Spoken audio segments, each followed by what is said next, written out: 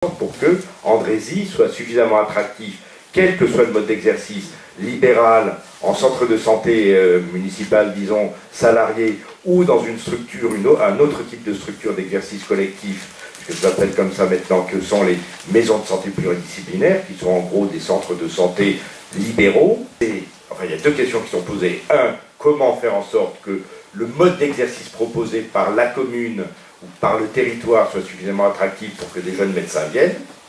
Première question. Et donc il y a un certain nombre de réponses qui passent aussi bien par la qualité de l'enseignement public que par l'attractivité globale du territoire, le paysage ou les espaces verts, que par le mode d'exercice, que par... Donc il y a tout un panel d'actions qui permettent de rendre le territoire plus attractif, le mode d'exercice plus attractif, mode d'exercice salarié, en particulier pour les jeunes médecins dont la majorité sont des femmes, c'est un mode d'exercice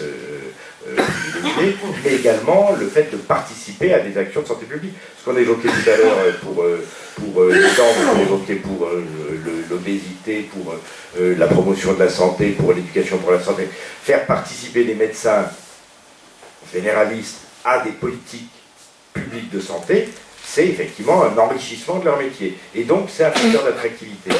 Mais c'est pas financé, c'est ce que disait Philippe, c'est pas financé par la sécurité sociale, donc ça doit être financé par la solidarité locale en l'occurrence. Donc premier problème, être suffisamment attractif pour que le mode d'exercice proposé fasse venir des professionnels.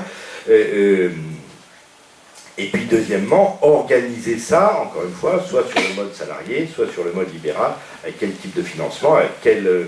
financement. Alors dans la réflexion qui est en cours un peu partout, mais particulièrement en Ile-de-France, et au niveau national, il y a effectivement la question de savoir comment financer ces actions de santé publique, de promotion de la santé et de prévention, qui ne sont pas financées directement par la Sécu. Et donc il y a une réflexion, il y a un certain nombre d'avenants dans le projet de loi de financement de sécurité sociale, il y a le fonds d'intervention régional de l'agence régionale de santé qui sert à ça, donc il y a un certain nombre de financements et on commence à évoluer vers l'idée vers l'idée ancienne, mais en tout cas elle commence à être entendue, que le financement à l'acte est non seulement inflationniste, mais ne produit pas de la bonne santé et surtout produit des inégalités, donc il faut passer à autre chose. Ça c'est vraiment une question politique de fond sur laquelle, qui relève de tous les citoyens, Andrézy comme à Nanterre, et qui n'est pas achevée, mais sur laquelle je vous engage à vous mobiliser.